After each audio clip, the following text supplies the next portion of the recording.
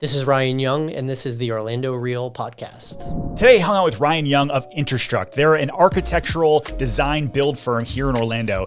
And Ryan is part of the fabric of what's going on here in the Orlando community. He's doing adapt and reuse. He's really helping change the Paramore area and so much else. I really enjoyed our conversation in regards to what is community and what opportunities Orlando has moving forward. Stay tuned. Ryan Young, thanks for joining us. Good to be here. Thanks for having me. Of course, man. So let's get into maybe your background and why you migrated to Orlando. Sure. So I grew up in New Jersey. I went to college in Boston. I went to school for architecture and really loved studying architecture in a city like Boston. And I graduated and quickly became disenchanted with the architectural profession. I was working at some architectural firms, and I came from college designing these giant urban projects in studio, and all of a sudden I'm designing bathrooms for Costco. So that was just a rude awakening with the architectural business, but that's how you start. So I'm drawing bathrooms. They're sending me to West Virginia to study a chain link enclosure for Costco where they keep their liquor. And I'm just like, something's got to change here. So I landed in Orlando via Tampa from a job. Design build wasn't what it is today. Okay. It's such a buzzword in our industry. Sure. Everybody says they do design build. We do true design build in-house, but there was a firm in Tampa that I saw a little ad in the Boston Globe one day. I flew down for an interview. They were a developer, an architectural firm, a general contractor, and I had always loved construction, even though my background was architecture. So I took a job with the construction firm just to learn construction within a development firm and also an architectural firm. So I grew quickly in dog years at that company, and when I was about 27, they asked me to move to Orlando and open an office for them. Yeah. So that's how I landed in Orlando, and I started building in Orlando. And so I moved with them and started knocking on doors, didn't know anybody. I met a gentleman named Tom Cook, who is now he's an amazing friend now, mentor. He's a dynamic real estate professional that did so much work downtown, and just happened to bump into him and pester him until he's like, okay, kid, I'll give you a shot to do something. And he introduced me to a guy named Cameron Kuhn, who Cameron pretty much redeveloped downtown in the early 2000s. Wow. And built the plaza. He was from Chicago. He took Class C office space and turned it into Class B plus. So he really had a vision coming from Chicago. And I did a lot of work with Cameron, and he looked at me one day and he's like, why are you not doing your own thing? You should be doing your own thing. So I thought about it for a while. I started thinking about it. I made the mistake to be the honest guy that I am and mention it to my boss at the time.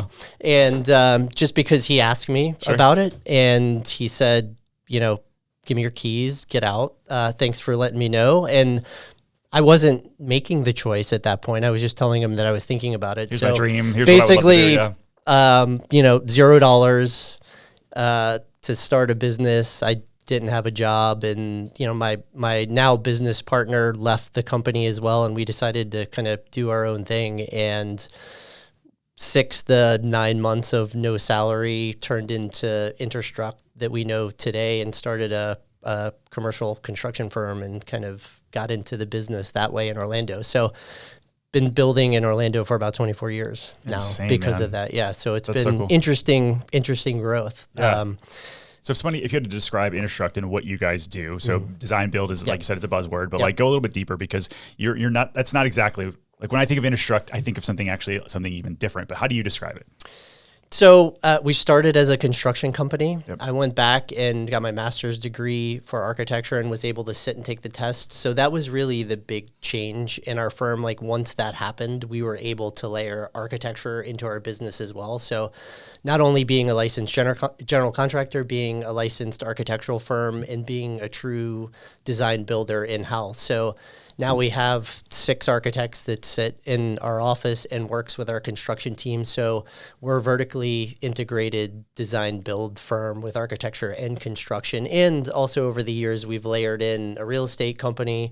My business partner in Tampa, Matt Caticcio, is a licensed broker. So that's kind of rolled in the real estate component. And we really did that for our own development work. So having great clients over the years have allowed us to save a little bit of money and do our own development projects. So those are the small infill projects that we feel are meaningful in Orlando, and it's really translated well for our business because we can do those projects in-house and they're small enough that we can manage. So we still have great clients. We still work for great clients, Sure. but they allow us to do this cool work that we're doing in Orlando. So it's really turned into a great formula for us. This episode of the Orlando Real Podcast is brought to you by the Pozek Group, our real estate team here in Orlando. We have over 1,500 5-star reviews over on Google, so check us out when you're ready to buy, sell, or invest here in Greater Orlando. So before we go too far and too deep into like the ethos of how you think of development and that kind of thing, go back to 24 plus years ago when they're like, hey, we want you to go up to Orlando. What was your thought about Orlando at that time in terms of just a city? Having been in Boston, having been in Tampa, what was your initial thought of Orlando?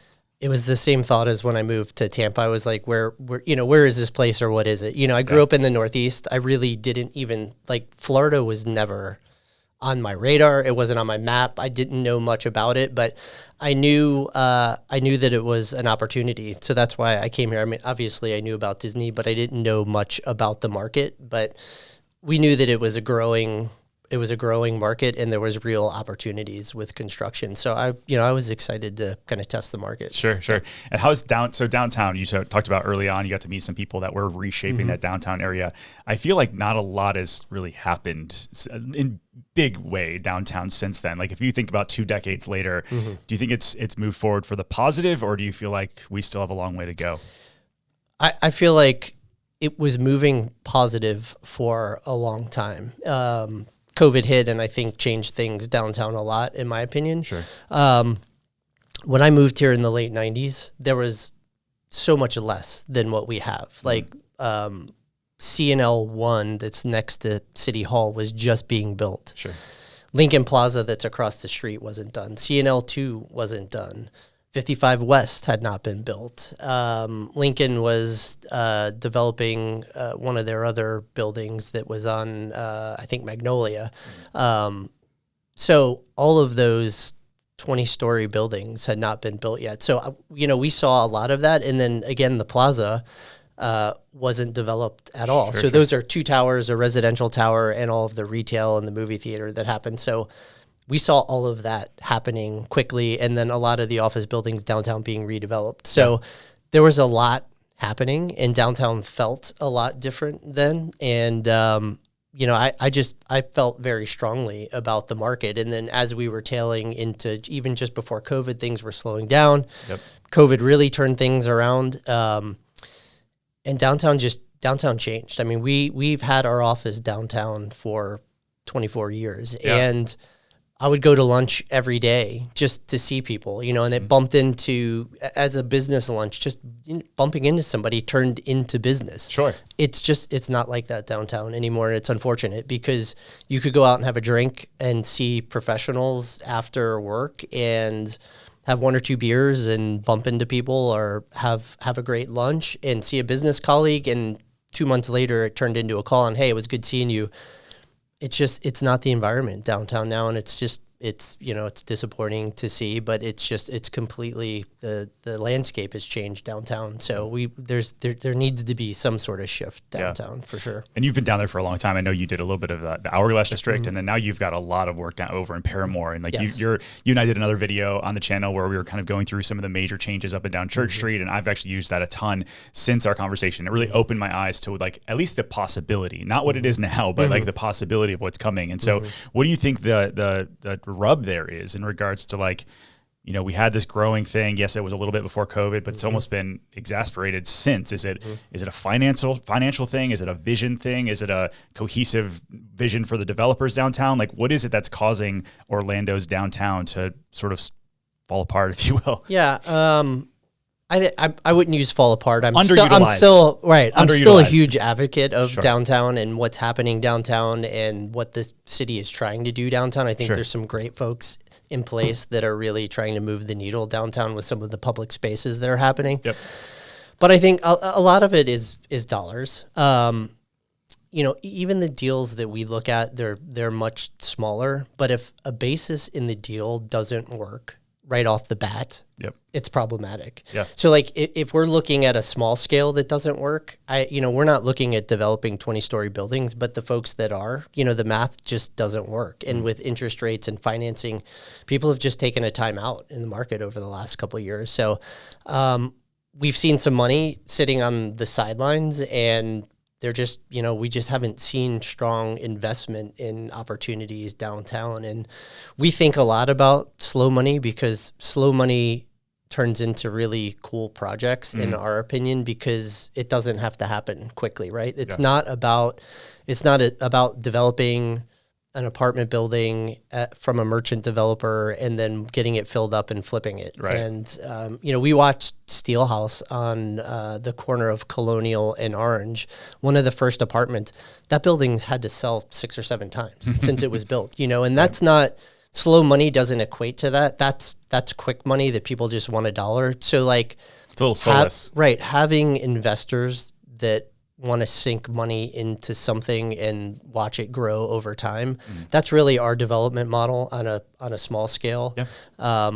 We're okay knowing as long as we're on the upside with some small percentage that's going to grow over time. And it's not about that. It's about investment in our community and what we're doing and cool projects. Spending a little more money on how we design our buildings is really important to us, obviously being an architect and being an architect-led design build firm.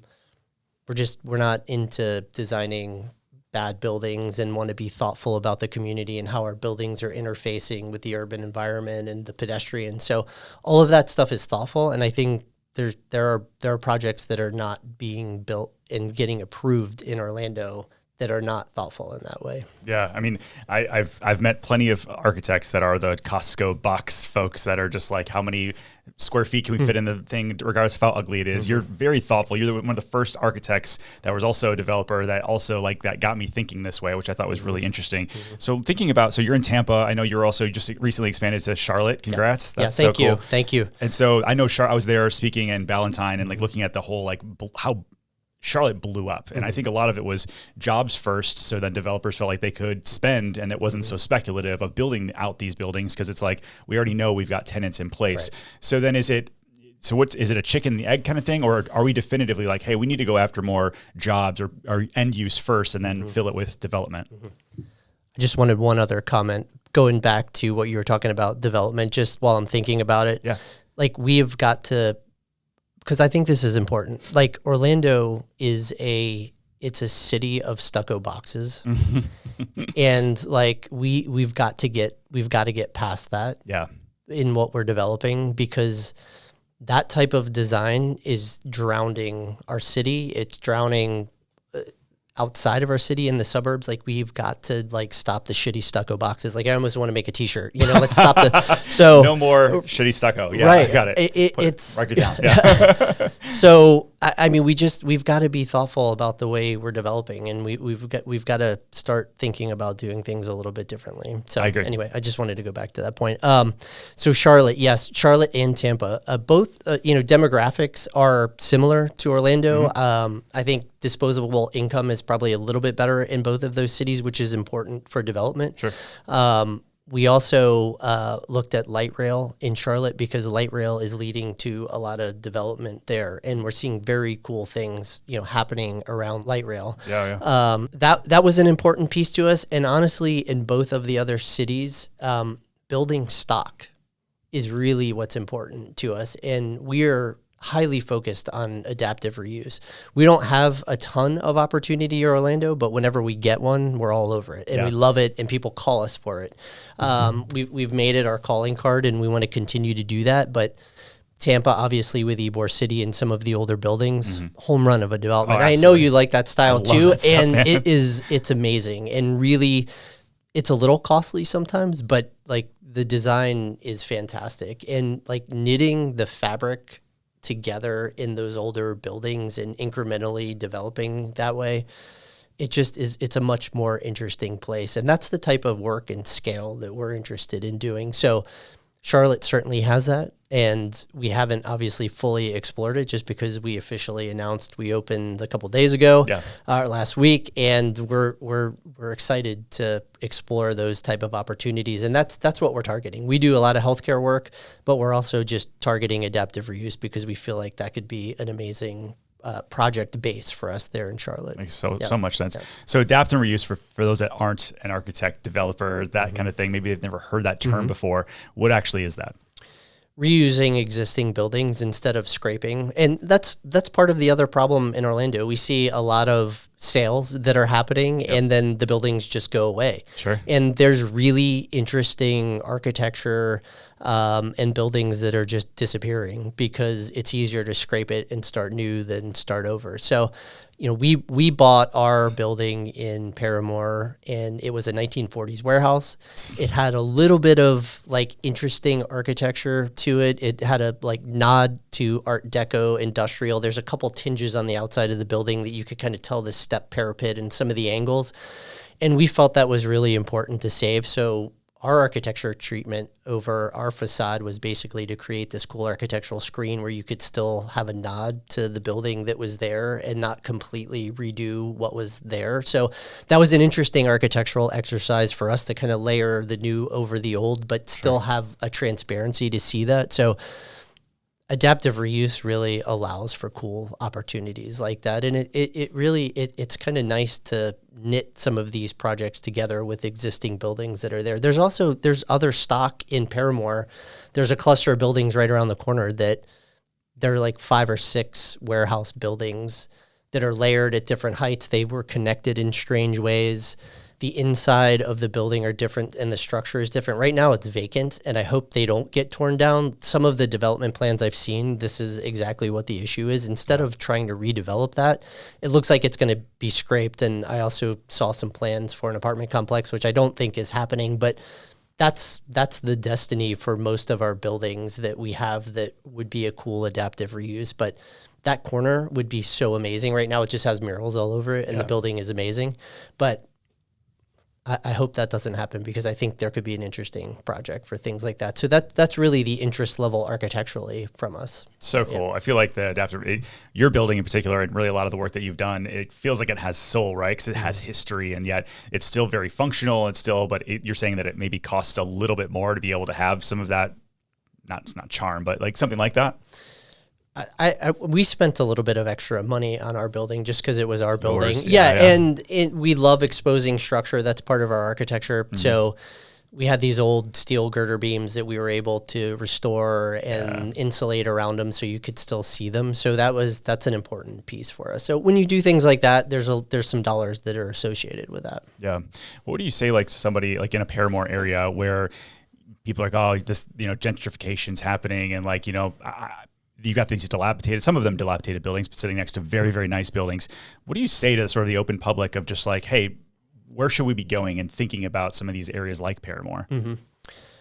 I think gentrification is part of the conversation, but we think about our projects as community and building a base of community. So gentrification really doesn't play into the work that we're doing. So that's an easy answer for us because one of the number one priorities is how does this affect the community?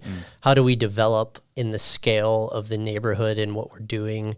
We're not necessarily looking at block to block development. That's not exciting to me. It's not exciting to our firm.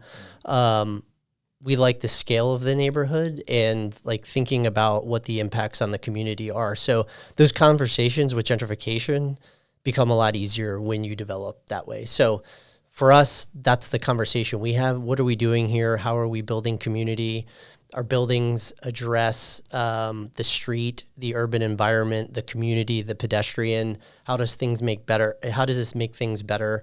How do we continue to address the needs of the community? And in our building, we think about our parking lot that we've been having events in, and we'll talk about that later with the nonprofit that we're involved in, but we really think about our project and the next phase of our project, and something that's as simple as a parking lot, we think about that as a stage for the community. Sure. And that's where we host our events, and that's the platform and the stage to host those events. So I think when we think more like that, architecture, design, urban design becomes a little bit easier than trying to justify the sports entertainment district, West Court, like all of that's amazing, and I'm glad that it's happening, and I think that has to happen on the very edge of downtown. Yep. But that doesn't mean it has to happen all the way down the West Church corridor. I think the work that we're doing is more meaningful a couple blocks away, but you have to put those things together in concert with each other to really have a cohesive urban core, and I think that's the direction that we're heading. So you said meaningful, and I think that's interesting because you are very successful and yet you're having meaningful developments and caring about the city. What advice would you give for other developers that are looking to maybe have a little bit more soul in their company instead of just for dollars? Like, what's the difference between you two? I mean, we're truly investing in the community. Some projects aren't about the fee that we're making. It's really about making our city a better place. The church you guys are redoing? We've got the church project, Black Bottom Church. That was one. So cool. The City Arts Courtyard project that we did downtown that we've been working on that just turned over, and they had a couple events over the holidays, which is very cool. So turning an alley into like an active art use was important to us. We had been involved in that project for a long time, but those are things that are not fee-based. Those are all community-based, and landing in Paramore and opening an office in Paramore and really understanding the community has opened our eyes in a lot of ways, and giving back is something that we can do with the services that we provide. So cool. We're excited about it, and it's been eye-opening, and it's been great work for us. So it's really not about the bottom dollar. So other developers include things in their projects because they get density bonuses, or they can build 3 more apartments, or they have 3 less parking spaces, or and I think, I'm not saying all developers do that, but like we think a little bit differently, and again, it's just the scale of the neighborhood that we're working in and what we're interested in doing. So I think it goes maybe back to the difference between like mercenary developers versus somebody who cares for the community for decades to come. Exactly right. And that's a massive difference. And so let's get into the charity piece of it. So you guys give a lot back to the community. I know you've got like the Art Cube, which to me, I don't want to take away your thunder, but that was like a really cool option for you guys. So unpack, what are you guys doing for the community to sort of tie in what's going on down there? Yep. So the Art Cube was an interesting experiment for us. Pat Green, who is like this amazing art mind in downtown Orlando, and we're lucky to have him. He and I had one of our long rambling coffees one morning and talking about art and crazy projects. And we had seen this project where somebody had taken a container in Miami and they put some lighting in it, and it was a temporary art installation, but we're like, that's kind of a cool idea. So we dialed it up a bit and added a video component to our Art Cube. We bought a container, I cut it in half, started hacking around with it and coming up with different ideas on how to get some air conditioning in there so we could temper the air, how to retrofit it with technology and put some video mapping technology that's in there. And like, let's do something interesting that addresses the street, public art that can be placed anywhere. Really, that cube could go anywhere. So it could come out of our place in Paramore. It could go in a park.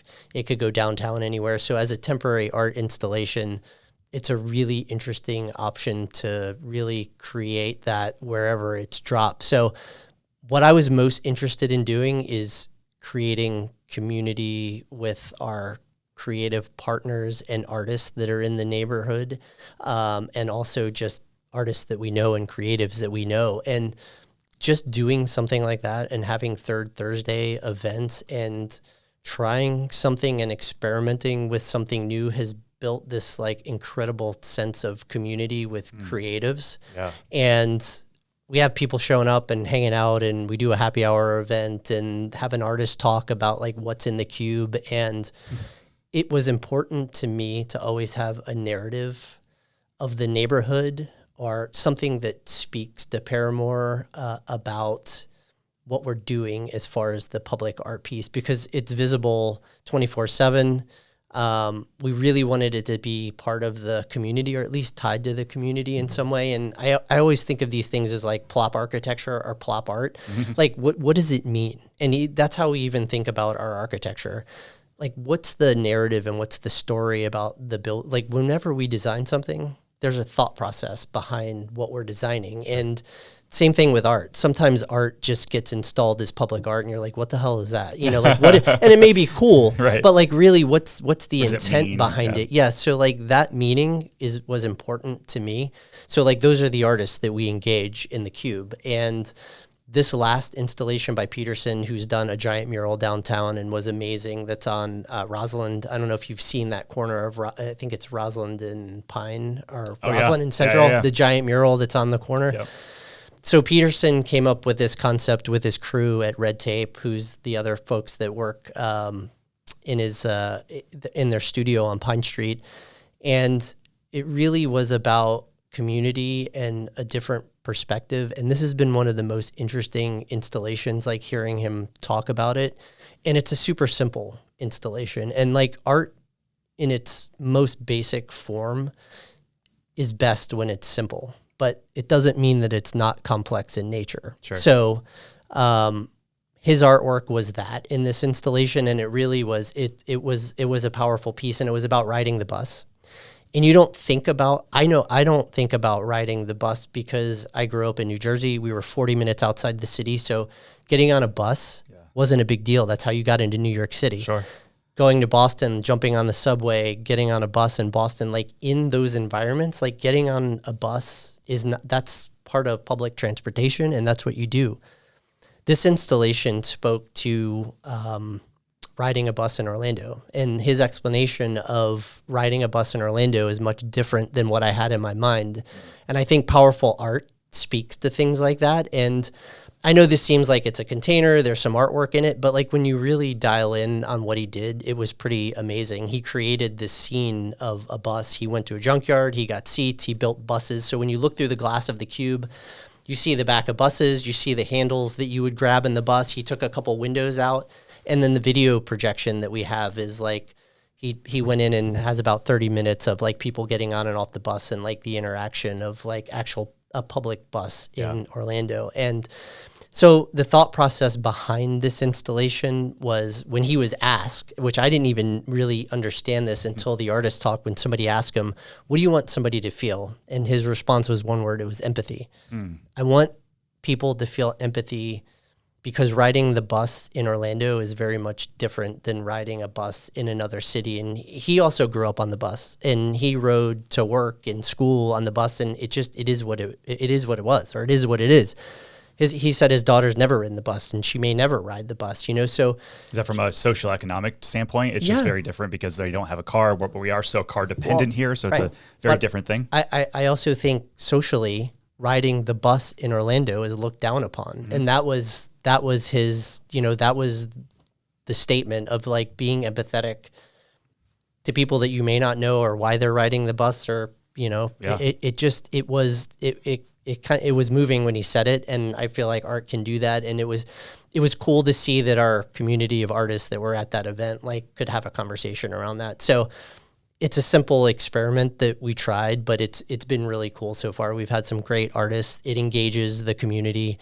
It's generally about the community. And like when we're having these events, we're standing out on the sidewalk in the street. So you feel the energy of people walking by, and people are like, well, what are you guys doing? And like ask questions, and like cars passing by. So it's been that type of experiment, an urban experiment, to do a public art project that's completely funded by us. And we didn't do it for any other reason than to see what we could do that may or may not make a difference. It's been pretty impactful so far. So I hope it turns into something better than that. So cool. As we keep moving forward. Yeah. I feel like exposure is such a big thing. Exposure from, maybe it's the business sector looking at the people who ride the bus and having a big aha, but it's also the people in the community being exposed to new art and like expanding their mind.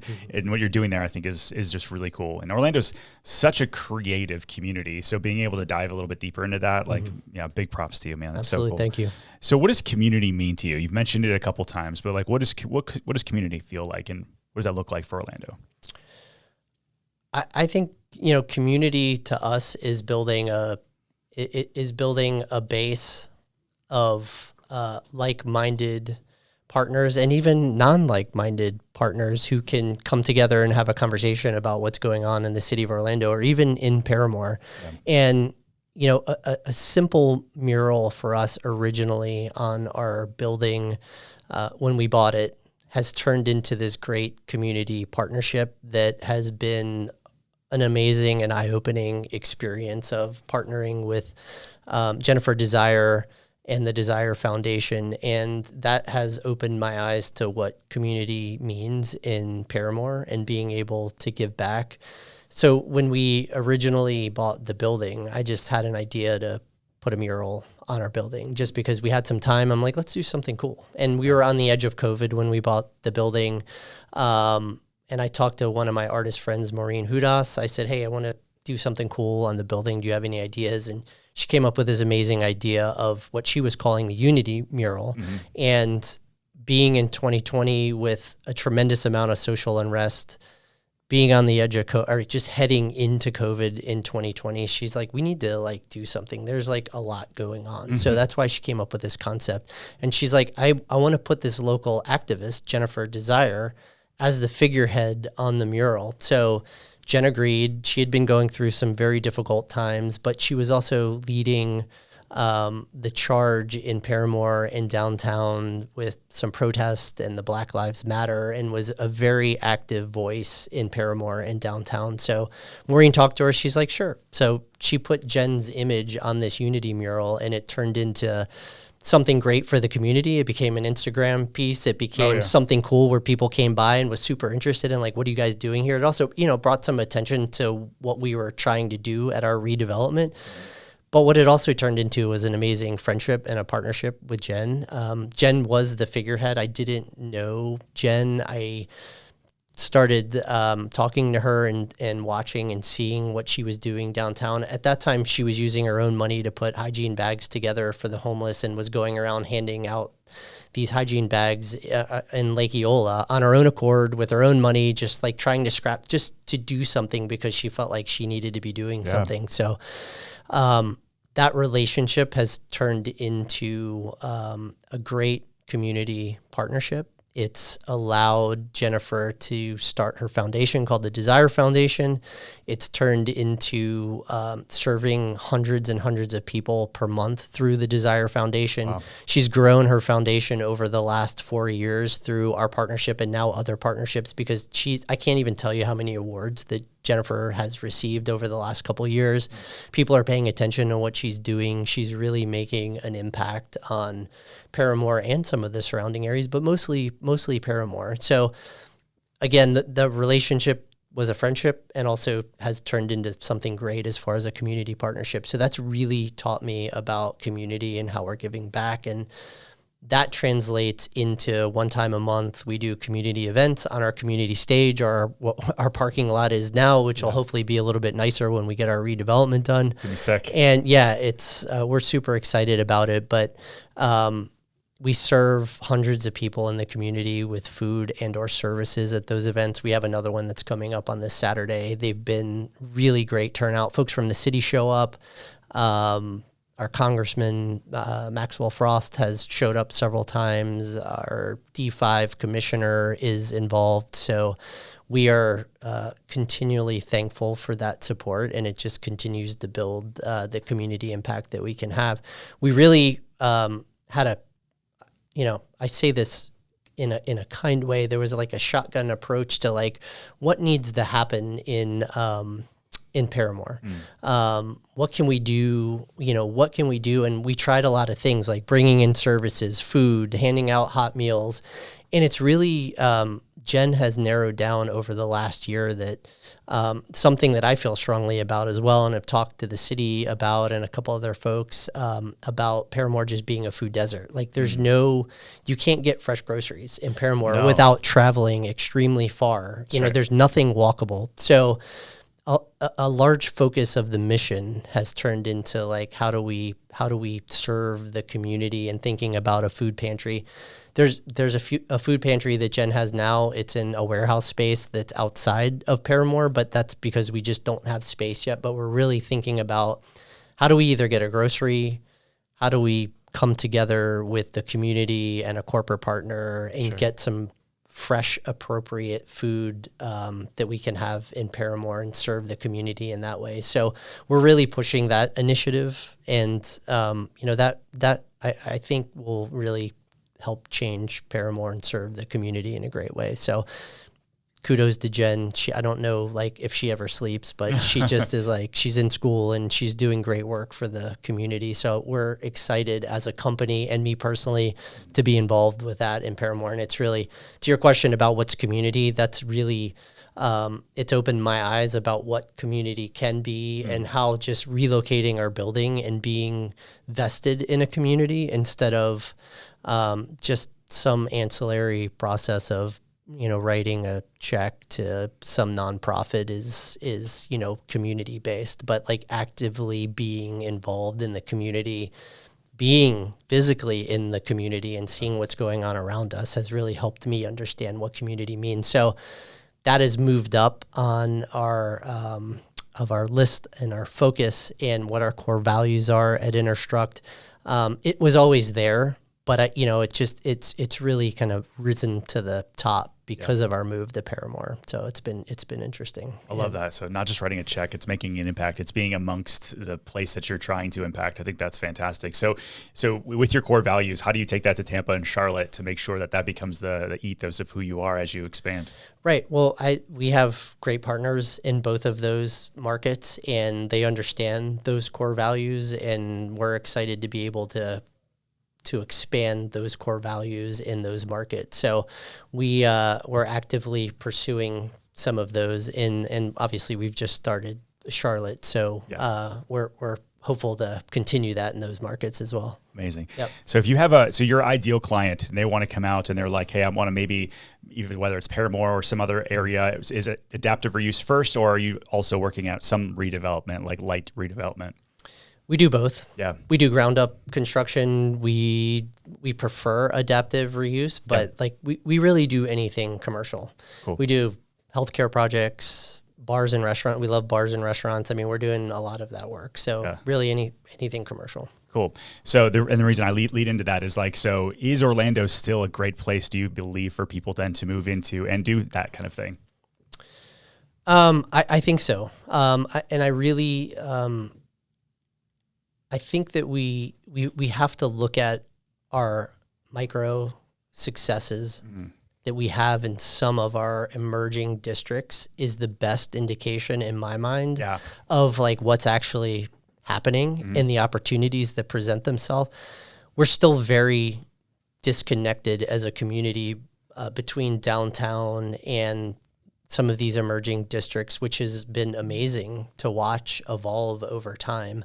But the micro success that I talk about is like, if you look at the clustering of some of these districts that have successful areas, like just look at the cool mix of things, and that's an indication of what is to come in Orlando and what people are interested in and like how to expand that a little bit further, and like expanding the success of those areas and knitting the patchwork of like our urban fabric together in that way, like incrementally, is so much better than block to block, like terrible development that's happening in some places, not all, but it's just, it's really amazing to think in that way. Incremental is going to be a long haul and over a long time, but it makes for so much more of an interesting neighborhood. I think of, if you go to the meatpacking district or Tribeca, just look around, the scale of what's around in those areas. That's what's interesting, and it feels good, and it's intuitive that it feels good. And I think in design, we talk a lot about like what this building needs to look like, or it's really about like, how does this feel urbanistically? How does the building feel architecturally? That's a hard thing to to get your head around for most people. And really a lot of it is intuitive, but good design is intuitive in some ways, and good design has basic principles. If you follow that and mix it with some of that intuition, it makes amazing buildings. It makes amazing place. It makes amazing urban destinations. And then again, back to the micro success of some of these areas, like look at how some of these things are clustered together and start asking the question, why are these things working the way they're working? And I think about my neighborhood, which I love so much. I live in Audubon, and I just think about the success of the retail that's exploded on Corinne Drive over the last couple of years. Cool, yeah. Like it's totally amazing. But I was thinking about this driving over this morning, and you think about the clustering of a record store, a place called The Lovely, which is an antique store, Red Light, and a fly fishing store called Orlando Outfitters. Like, how do those things work together? Right. But it does. And like those are not anything that's like fabricated from a corporate level. Well, that's going back to the stucco boxes, right? Like every time you see a new strip mall pop up, it's going to be a Chick-fil-A. We need some of that stuff. But yeah, going back to the more like where it's mom and pop and they have this cohesive feel to them. And so I know our mutual friend David and we talk about like the 15-minute cities. And it's funny because we put out so much content in the comments. Many people are like, oh, it's another 15-minute city. Nobody wants that. I'm like, they want community. They want to feel like they don't have to drive 35, 40 minutes to get good food. They want to feel like they know their neighbors. They can go to a bar after work and know other professionals locally. They want to feel like they love where they live and they don't have to quite live that. And I think Audubon's a really great microcosm of that. And like looking at what they were doing in Hourglass, or even there's so many really cool things. And so is it investing the time into getting sort of like a smaller community leader in some of these pockets to have a little bit more vision, instead of saying, hey, we need this big corporate like Central Florida vision? Is that like maybe we need to reflip that in terms of going a little bit deeper into those little small communities? I think so. And back to the districts, our districts are growing organically. And I think that's probably the best thing to do. I mean, our Main Street program has done a lot to change those districts. So I think from a leadership perspective, that's probably good. Sometimes the Main Street program is just about having events and doing other things, but a lot of those leaders are really actively involved in those markets, and exciting to see what those are happening. So I think just from a city perspective, that's interesting to have that leadership in place, because there is some funding that's associated with that. So I think, to answer your question, that's a good piece to it. But I think these things have to evolve organically, and it takes good developers. It takes good operators that want to be in an area and see some of these districts and the opportunities that are evolving to do that. Because I don't think that, this is something that gets mapped out on paper. That's not organic growth. That's not, I love traveling to other cities and walking the streets and understanding what the urban landscape looks like. All of that generally in good locations happen very organically. And I think we need to continue to be thinking that way. So I think it's going to take a lot of us to be able to come together to be able to develop those. The districts over the last 10 years, even, we've been building for 24 years here, but watching a district evolve and emerge is like really amazing. And one of the most interesting things urbanistically, and also from a design perspective and just from a community perspective, that I've been able to observe from being here. And I think it's even more interesting than some of the growth that's happened downtown, because you go to a lot of other cities and you go to these districts, and they're already fully baked. Yeah. This is all unfolding and happening in front of us, and we have an opportunity to be part of that. So like some of our most successful neighborhoods, you just watch unfold in front of you. Like Ivanhoe continues to evolve, and some of the things that are happening at the Yard and that corner of Ivanhoe, and what Finfrock did with their apartment complex. The scale of that starts to, some of it is a little large, but it's a good, it's an interesting mix. It's on a lake that's on the edge of downtown.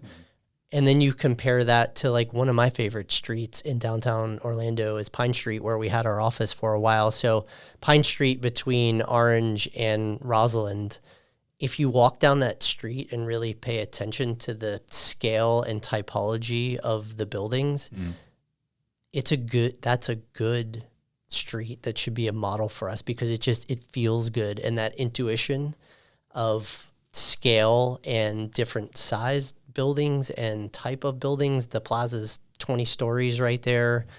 There's a lot of 1, 2, 3 story buildings, but there's a great mix of things that happen on that street. And that's a really good indication of like what a good street could look like in Orlando. So I always use that as a model, because I love walking down that street. Yeah, it's like, well, that's a great description, because I feel like now I'm gonna be looking for those things all the time. Like, so obviously Paramore, you're a big believer in that area, the Pine Street area. Any other areas in our downtown area or in Greater Orlando that you're like, this is like ripe for the next thing? I mean the Hourglass is I built one of my first houses in the Hourglass before it was the Hourglass in 2006. My wife Julia and I moved into that house, and it was still, that area was transitional, but it's on the edge of Delaney and Thornton Park. And like all you had to do is live there for like 5 seconds, and you're like, man, this is like amazing. You can walk to Thornton Park or walk to Delaney or go to the baseball field at Delaney. And it's an incredible opportunity. Again, that's one of these edge districts that's Curry Ford and Bumby. A lot of things happening. There's a lot of movement. There's a lot of opportunity, but I'm super excited about that area. We've been buying as a company, my business partner and I, on one street called Francis Avenue. And we've got about 10 properties like on one block right now that we've been able to cobble together over the last, 7-10 years, something like that. So it's a real opportunity for us to try something new from a residential perspective, because we don't do a lot of residential work except for our own. We built the townhomes that are on that street, which was, again, I always think about these things as like an architectural experiment, because we did these cool townhomes that look like they should be in Austin, and everybody, some people are like, what is this thing? And then there's a lot that are be like, these are awesome. Pretty cool. Yeah, agreed. So, but on that street, we have those properties, and we are super excited about the potential of that block, because Orange County is moving to a new zoning code, hopefully that gets approved this year. So Vision 2050 was approved and transmitted to the state of Tallahassee. Orange code, hopefully if the commissioners approve that and we can get over some last hurdles, that will be approved this year. So that is a form-based code that is going to allow us to do a lot of interesting things from a residential perspective. It's all based on transact zones. Form-based code is basically not looking at like a giant swath of a neighborhood, but actually looking at the block and seeing how it should be zoned appropriately, because there's different uses on a lot of these. And especially when you're on a main road like Curry, Ford, and Bumby, those uses kind of bleed into the neighborhood. So like there's not one zoning code that should cover all of that. So this really takes into account some really interesting development opportunities. So for people that don't know what that all means, like, so breaking it down for like the average viewer. So how would that change the fabric of some of these areas, or make it easier to develop or harder, or what does that look like? Right. It's going to take some effort and some time to understand the code, and I'm sure everything's not going to be perfect, but it does allow for better development, in my opinion. So what that means is the 9 lots that we have, or 10 lots that we have, turn into, instead of single family homes that are there now, all of the lots that we own are R2, which you should be able to put a duplex on. But the current zoning code, when you do some calculations and try to back into it, like the area calculation doesn't work for R2. So really all you're left with is, although you have an R2 that you should be able to put a duplex, you have a single family home. So those lots, until this change, will only be single family homes. So basically those 9 lots that we have can turn into, I think, 27 or 28 different apartments. Wow. So, it just, and the interesting thing is it's not like we're having to build 4 stories to make that happen. Right. Because the scale of the code is in line with the scale of the neighborhood. So most of the development can't go over 2.5 stories. So when you're standing there, you're not going to know that what you're looking at is 3 units.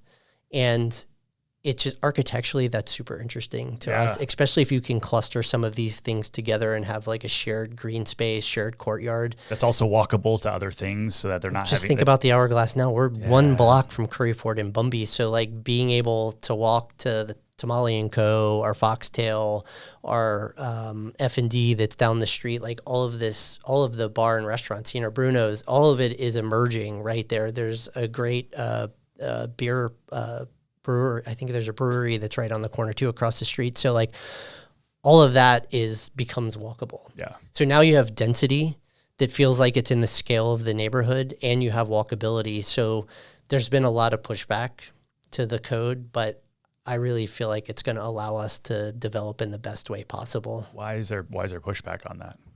I think people don't know what it's going to translate into, and a lot of it is about the rural edge of, as you get out to the outside edge of Orange County, like getting into some of the areas where somebody owns 5 acres, they don't want all of this development. But the form-based code, there had to be some massaging to that. Sure. And there's some change around that, and I think that needed to be done correctly. Just so if somebody buys 5 acres next to your 5 acres, it's not turning into 100 apartments. Yeah. So, like, of course, I think we all can buy into that. And I think Orange County School Board also had some issues with not being able to get their head around what this increased development would mean as far as the increased needs of building schools. Sure. So all of those are valid, and those have been the last big ticket items that the folks in planning and zoning have been working through over the last 6 to 8 months to, I think, try to get this approved in the middle of this year. So we're looking forward to having that. I know it's been a ton of work, and I think it'll be worthwhile because, in my opinion, in each one of the neighborhoods that work well and that all of us like, if you walk around 5 blocks and you look around, it's all right in front of us. Like what feels good about that neighborhood or why it works is already there. So using our neighborhoods to build neighborhoods, it's great. Is really, in my opinion, architecturally, it's like one of the highest things on my list that I think that we should do, because you could look at a house and there's it's a 4 apartment home that's built in the scale of the neighborhood, or there's a courtyard cottage that has a couple different apartments, but you don't know it until you look at the mailboxes and understand like how many people actually live here. So with that said, it's hard to say I don't want density when density is already working in our neighborhoods. So, I mean, it's proven. Yeah. I mean, and it stops urban sprawl as well, or, suburban, right? I mean, right now, if you have to get a new house, most of the time you're driving 30, 40, 50 minutes, where we have everything. They already work downtown. They already work in one of these neighborhoods. I think it's massive. And we own a duplex in Soto, and I wanted to buy more. And I'm like, there's actually not a lot of duplexes in Orlando. Like, and I've got friends of mine that want to either house hack, where they live in one side and buy the other, and have built some equity, or even investors like, hey, can you show us where the density is where I can buy a 3, 4, 5 plex? And I'm like, yeah, it's really not. So you're saying that code could potentially change all of that in Orange County. In Orange County, That's and massive. Hopefully City of Orlando will follow suit after that. So, and the reason that you can't build those duplexes is probably just it's really a zoning thing, because that's what we found. Yeah, interesting. Yep. What's next for you? We are super excited to continue work on the West Church corridor. That's really our focus this year, outside of growing our Charlotte office. Sure. I mean, the West Church corridor is very important to us, and we feel like there's tremendous opportunity and tremendous growth that's coming. The Sports Entertainment District, West Court, is about to kick off. Like there's activity, and there's been approvals. The Special Tax District was approved. All of that is great news, and it's moving forward. So like that development is happening. Travel and Leisure right next door. Travel and Leisure, which we were awarded the job for the build out. So Congrats. So we're doing the build out, which is great. It'll be a long walk to work for you. Yeah, exactly. 2 blocks. We bought a golf cart. So Nice. So we're excited about that, and things like that move the needle. Those are the things that get me excited about downtown, because that's 1,000 people. By the end of this year, when we deliver that space, there's 1,000 people from travel and leisure that'll need a place to go to lunch. Yep. They're going to want to go have happy hour, or they're going to want an event to go to. So like, it's amazing to have that center of gravity with that amount of people. So we're excited about that, and just continuing our small incremental work along the West Church corridor. There's even what Steve Hogan is doing at down at the Citrus Bowl, where our Camping World. There's incredible opportunity about some of this patchwork and in a small incremental infill development that's around Camping World Stadium that's going to need to support a $400 million renovation and the secondary space that they're building that will host events, which sounds really amazing. I forget how big that was, but it's like having another venue next to Camping World and then being able to build out some of the infill lots around it with active uses, with bars and restaurants and some of the mom and pops, that will cap the end of the West Church corridor, and then the West Church corridor just continues back downtown. So I think there's so much opportunity. I know you and I have talked about this for a while, but so excited. I can't stop thinking about it because there's real opportunity there to connect Paramore back to downtown, for Church Street proper to really grow and blossom again. It's ripe. The Sunrail is right there, connecting to the City Arts District, which is on Magnolia, and then connecting to DPAC. All of that stuff, if you look at it urbanistically, it's a giant T on the map, and like all of it intersects with each other, and it all starts with the West Church corridor. So we're excited to be in the middle of it and to be a small part of it. Man, Ryan, you're a fabric of the community. I think you're doing something really cool in regards to the work that you're doing overall. Appreciate you being part of Orlando and for joining us today. Absolutely. Thanks for having me. Of course. Appreciate you.